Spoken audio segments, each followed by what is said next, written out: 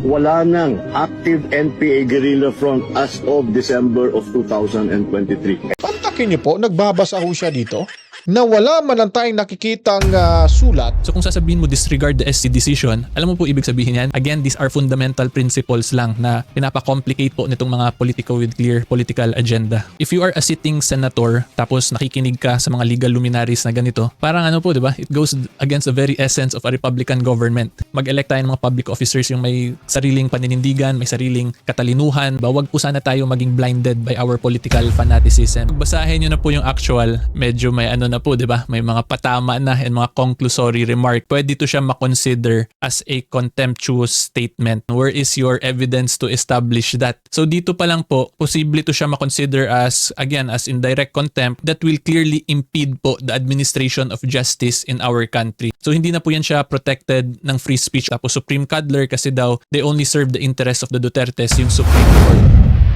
Dan-aganBalita News Update. Dan-aganBalita.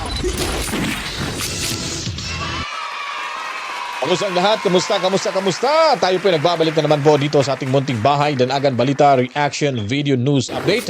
At bago tayo magsisimula sa ating talakayan ho mga kabaitaan, tayo po ay magpapaabot lamang sa inyo ng taos-pusong pagpasalamat ho natin sa inyo mga kabaitaan. Dahil tayo po ay nadadagdagan na ang mga tumambay ho dito sa ating munting bahay. Tuloy-tuloy lamang sa inyong suporta dahil tuloy-tuloy rin ho tayo mga kabaitaan sa ating paglalahad ng totoo at makatotohanan, lalo na po komprehensibong balitaan dito ho sa ating munting bahay, Dan-aganBalita Reaction Video News Update.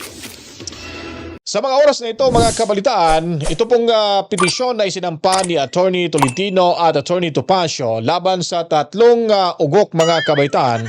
Itong si Dublicara Hidarian, ito rin naman hong si Boyngi Percival Sindanya, at itong si Attorney Bobo mga kabalitaan, Larry Gadon, na kung saan po ay makakatikim na siguro ito, malapit na hong maghimas-rihas ang tatlong ugok.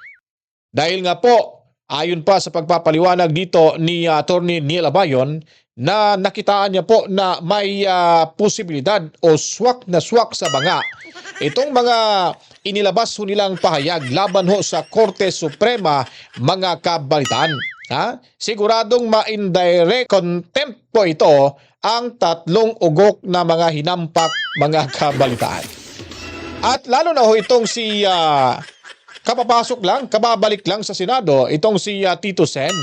Dahil nga po ay parabagang tinuruan, nilekturan ho ni Atty. Neil Abayon. Ayon pa ni Atty. Neil, yung inyong opinyon ay hindi mula ho sa inyong sariling opinyon. Opinyon ho ng inyong pinapakinggang legal luminary. So dapat mamili ho tayo ng tagapaglingkod natin na mula ho sa kanyang opinyon ang magiging desisyon ho sa mga usaping legal, sa mga usaping impeachment, kung ano-ano pa po mga kabalitaan. Pero bago pa po ang lahat, dito ho, kakabahan kayo sa ipapakita ho natin sa inyo. Itong si Bongit, nagmistula hong magician mga kabalitaan. Alam niyo kung bakit? Siya lang po ang nakakakita sa mga letra na kanyang binabasa ho sa isang puting papel o di kaya band paper mga kabalitaan na may kasamang pagmamayabang. Kung ano ho ito, panoorin natin at kayo na pong humusga mga kabalitaan sa kanyang pagmamayabang dito. Maaari na natin mai-report na wala nang active NPA guerrilla front as of December of 2023. Mantakin nyo pa, wala na daw guerrilla or wala na daw mga armadong kusog noong taong back 2023 ba yun? Sige lang, hindi natin yun nakuha. Pero nakakapansin lang ho itong papel na hawak-hawak niya. Nagbabasa ho siya dito mga kabalitaan. Talagang may may abilidad pala itong magiging magician itong si Bongit mga kabalitaan. Pantakin niyo po, nagbabasa ho siya dito. Hawak ang dalawang pahina ng puting papel na wala man lang tayong nakikitang sulat o letra na babasahin sana dito mga kabalitaan. Pero hindi ko rin masasabi na baka ito ay guni-guni na rin ho ito ni Bongit. O sadya nga bang talagang siya lang ang nakakakita ho dahil nga po siya ay may mahiwagang ballpen mga kabaitaan na siya lang ang may kakayahang nakakabasa sa kanyang mga sinusulat. Yung speech niya siguro sa SONA, baka yun ang ginamit niya. Wala nakakita ko sa speech niya, mga kabaitaan, na sinulat. Siya lang yung nakakaalam at nakakabasa. Baka ito na yung kanyang yung pinapakita niya dito.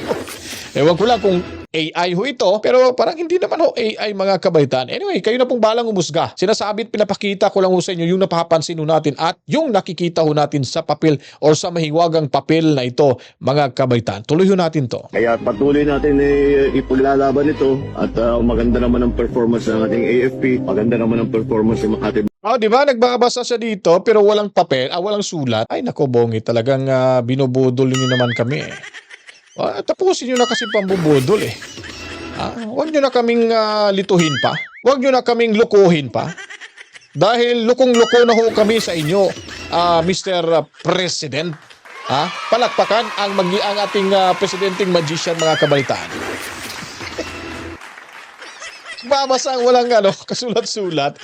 Anyway, dito tayo kay Atty. Neil Abayon, mga kabaitan. Ito yung usapin ho natin dahil nga po ay nilekturan dito si Tito Sen. Panoorin ho natin at intindihin yung mga sinasabi dito, mga kabalitaan. We can disregard the SC decision. Pag-aaralan ko muna bago ako mag-comment. So alam nyo, masasabi ko lang po dito, unang-una, sino ba tong legal luminary na to? Diba? Because a legal luminary, that means that's probably a lawyer or a judge or anyone who is involved with the judiciary or in the lawyering profession. So kung sasabihin mo disregard the SC decision, alam mo po ibig sabihin yan? It means he is advising Senator Tito Soto to commit a criminal act. Okay? And the reason kung bakit ko po sinabing criminal act yan, kasi kung tingnan po ninyo sa Civil Code natin, Article 8. So anyway, ito po, Republic Act 386, an act to ordain and institute the Civil Code of the Philippines. Article 8, judicial decisions applying or interpreting the laws or the Constitution shall form part of the legal system of the Philippines. Okay? So ibig sabihin po niyan, yung mga desisyon ng Supreme Court, they become part of the law of the land. Nagiging batas po yan. So ngayon, itong legal luminary, ini-advise si Senator Tito Soto na i-disregard yung SC decision which forms part of law of the land. Ano po ibig sabihin yan? That is a criminal action, di ba? You are compelling, inciting, or influencing Senator Tito Soto dito to violate a law of the land, di ba? Because that is already a Supreme Court decision, okay? And yung question na lang dyan kung ano ba yung criminal act, depende na lang po yan kung ano ba yung actual na mangyari dito. Pero more or less that will fall under misfeasance, malfeasance, or nonfeasance po of public officers natin under the revised penal code. So dun pa lang medyo,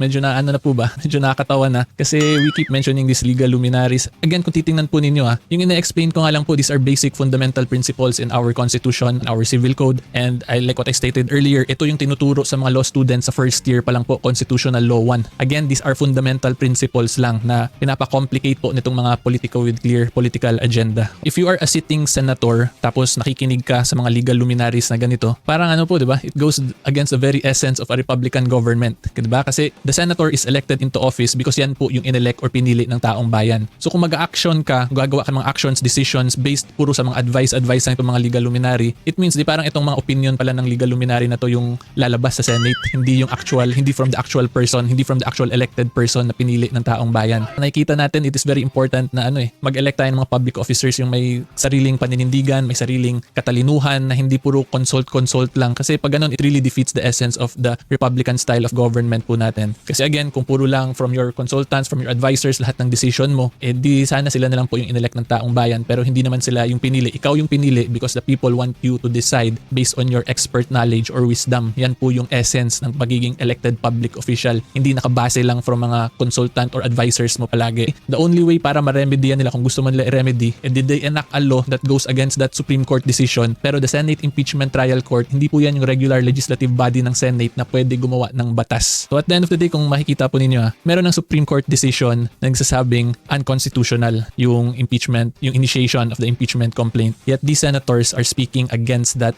decision. As to the substantive aspect of an impeachment case, klaro po yung constitution natin. Yung may power po talaga to try and decide on the substance is none other than the Senate Impeachment Trial Court. That is clear. Wala po tayong question or debate dyan. Pero yung decision po kasi ng Supreme Court dito, it is not a question of substance. It is a question of procedure. Tapos tatandaan po natin under our constitution, meron pong specific procedural guidelines doon, di ba? Yung 10 session day requirement, 3 session day requirement na referral sa calendar of business then to the Committee on Justice respectively. effectively, and the prohibition against the initiation of an impeachment complaint within a period of 1 year. Those are clear constitutional provisions na pwede talaga desisyonan at pakialaman ng Supreme Court kasi hindi na po yan substantive aspect ng isang impeachment case. And in this case po, yung Supreme Court, yun yung dinesisyonan nila. There was a violation of the 1-year bar rule. Wag po sana tayo maging blinded by our political fanaticism. Like what I've explained already here in this video earlier, lahat po ng in-explain ko, those are fundamental principles of constitutional law. Pero makikita na ninyo na yung mga iilan pong public servants natin, meron silang mga statements na sinasabi that clearly goes against the legal structure po ng bansa natin, 'di ba? Kaya diyan mo talaga makikita na importante rin na either may alam po sa batas, lalo na pag mga public servants sa legislative branch or of government, or kahit po hindi abogado pero at least merong passion and love for the law and the constitution natin, na dapat unahin lagi yung masunod, yung batas po at constitution natin at hindi yung mga political biases nila or yung mga kagustuhan po ng partido nila sa politics. Tayo po na taong bayan ang nagpapatakbo talaga ng government natin. It is because of our will why our whole country, the Republic of the Philippines, is functioning as a sovereign state. Of course, dahil po dyan, nasa sa atin din po yung magiging decision yan kung babagsak ba yung bansa natin if we keep electing mga leaders na clearly, wala naman pong perpekto talagang mga leader, pero sana naman wag lang tayo maging blinded by our political fanaticism. That is my main point here. So pagbasahin po natin yung Article 11 impeachment proceedings, which should be read together with the Bill of Rights also, hindi yung Article 11 lang. Pero anyway, balik po tayo dito sa final remarks ko. Again, sovereignty resides with us, the Filipino people, the taong bayan. So pag sinasabihan po or nakabasa kayo ng mga statements from congressmen, from senators na sinasabi na ganito yung gawin, so on and so forth, tapos that clearly violates the legal principles that I've already explained, tandaan po ninyo, hindi lang yung constitution or yung batas yung bina-violate nila niyan, but rather it is the will po or tayo mismo yung inaabuso nila. Kasi tayo po yung author and we have the sovereign will po as provided by our constitution. Okay, so yan po talaga yung kailangan nating tandaan. So anyway, if you like more legal videos po, may lalabas po. So yun po mga kabataan, napakaganda yung pagpapaliwanag dito ni Atty. Neil Abayon at medyo nakakuha na ho tayo ng idea at wala naman daw na nakikitang paglabag ho ang naging desisyon ng Korte Suprema dito dahil ito ay naayon ho sa ating saligang batas at kailangan din dumano na kung pumili ho tayo ng public official, dapat ho may alam sa batas, dapat abogado, kung hindi man daw abogado ay kailangan may pagmamahal ho at handang matuto kung ano po yung nakasaad sa ating saligang batas. Kailangan daw hindi dapat na makinig lagi sa legal luminary dahil ang kailangan po dito ay ang opinyon ng isang public official na hinalalho, binoto ng taong bayan, mga kabalitaan.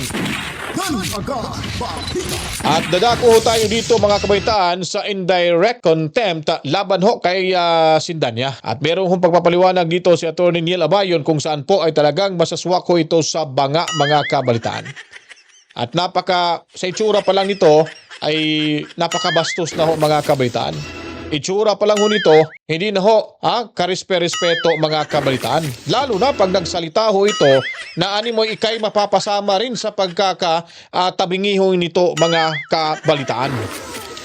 Anyways, papakinggan ho natin ang naging assessment ho dito sa pahayag ni Akbayan Party List Representative na si Percival Sindanya, mga kabalitaan. Ayan, Solon warns Supreme Court justices of possible impeachment traps. Okay, so kung ito lang yung statement niya, ito lang, natatakutin niya. Actually, hindi nga to threat eh. Pagbasahin natin tong ito pong header ng post na to. Pagbasahin po natin to, kung ako po tatanungin yung assessment ko po, this is not something that has a chance to directly or indirectly impede, degrade, or obstruct the administration of justice. Kasi kung tatandaan po natin, totoo naman talaga na yung power of impeachment is with Congress. Okay, therefore, sinasabi lang niya dito, kung ito lang po, again, kung ito po yung babasahin natin yung header, hindi pa po ito yung full assessment ko kasi nasa header pa lang po tayo. Okay, so again, pag sa header pa lang, this is a safe statement po na hindi siya pwede or mahirap po siya makonsider as indirect contempt based po on my professional assessment. Okay, so ngayon punta po tayo sa iba pa niyang statements. So ito po sabi niya, impeachment case versus Supreme Court justices, and then basahin na lang po natin directly yung mga sinabi niya. Ito pong may quotation marks. Our justices chose to serve the interests of the Dutertes and shield the VP from accountability. Filipinos deserve an independent Supreme Court and should hold the court accountable if it falls short of that. May kalalagyan ang pagtataksil sa taong bayan. Kasali na rin yan ang posibleng impeachment. Okay? And then next, again, yung quotation na po na sinabi niya mismo, nireduce ng Supreme Court ang kanyang sarili bilang Supreme Cuddler of the Philippines. The dismissal of the impeachment sets a dangerous precedent. Lahat ng tiwaling politiko pwedeng magtago sa likod ng Supreme Court at takasan ang pananagutan sa sambayanan. So kung makita po ngayon ninyo yung full context ng statement niya, medyo iba na po, di ba? Yung substance ng statement niya from this header. Pag ito, general statements, okay lang. Pero pag basahin nyo na po yung actual, medyo may ano na po, di ba? May mga patama na and mga conclusory remarks. So if we will look at this statement niya, ako po personally, ang tingin ko, pwede to siya makonsider as a contemptuous statement. Kasi unang-una po, he is giving conclusions na yung Supreme Court daw natin are only serving the interests of the Dutertes. So that is an allegation. Where is your evidence to establish that?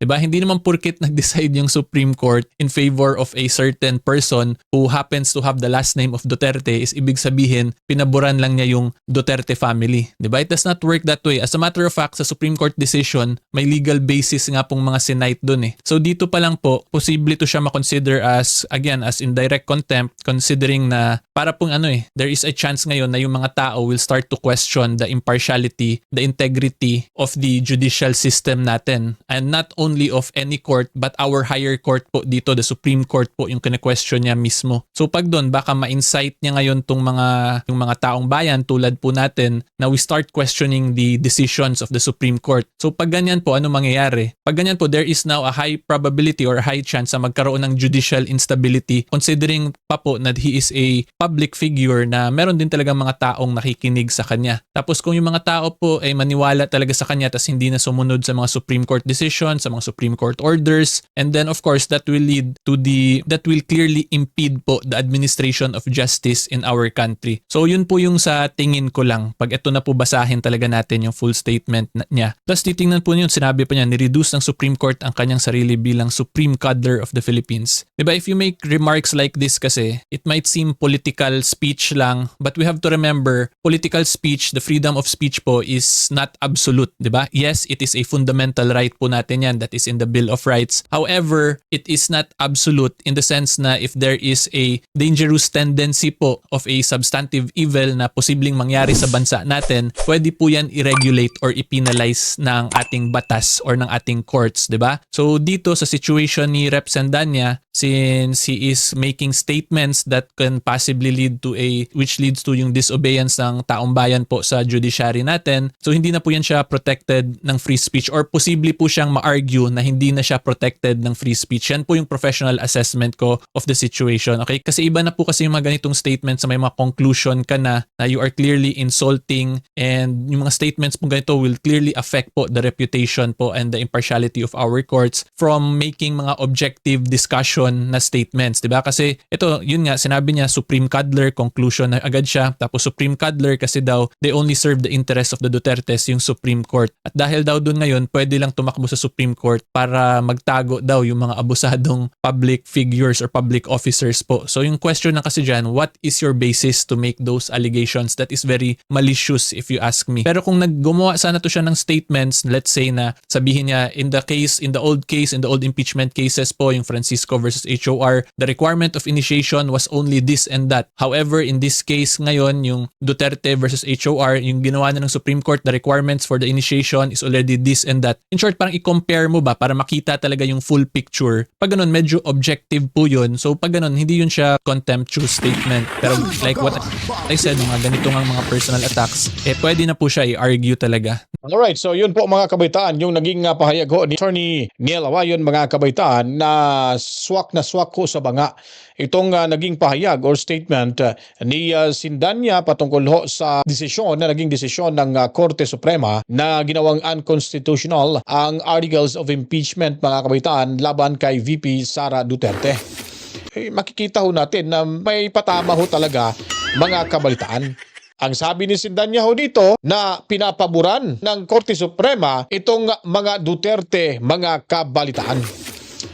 Kaya abang-abangan ho natin kung ano magiging resulta ho sa kasong ito, sa petisyong ito, na talagang makikita ho natin 85%. Ako mismo, kahit hindi ho tayo abogado, pero yung assessment ho natin dito ay medyo nagkaroon ho tayo ng pagsang-ayon din sa naging assessment ni Atty. Neil Abayon, dahil sigurado ho naman talaga ay ito'y malaking panginginsulto ho ni Sindanya sa Korte Suprema, mga kabalitaan. Kaya kung nagustuhan niyo po ito ating video presentation ngayon, huwag niyo pong kalimutan mga kabalitaan, paliguan ng maraming likes, buhusan ng maraming komento, reaksyon, opinion, suggestion, at para malaman ng karamihan kung ano mga gaganapan sa ating lipunan, i-share niyo na rin po ang videong ito. At magbabalik ko tayo sa ilang mga oras. Kita-kitso tayo mga kabaitaan. Pasasalamatan muna natin yung ating mga kababayan abroad, lalo na ho dyan sa The Hague, Netherlands. Assalamualaikum sa ating mga kapatid na Muslim around the world. Maraming salamat, masalam. And on of course, ating laging sinasalduhang makabagong bayani nating bansa, ang Overseas Filipino Workers sa kabalitaan. Salamat sa inyo. Mabuhay ho kayo hanggat gusto nyo, mga kabalitaan. And of course, si Mami Rose sa Lapu-Lapu City sa Cebu, Tobias family. At the same time, itong si Ana Santos na lagi ho nating, lagi hong nanonood araw-araw sa lahat ng mga bagong video natin. Maraming salamat to. And then of course, mga kabalitaan, si Corazon Nikeda dyan sa Japan, mga kabalitaan.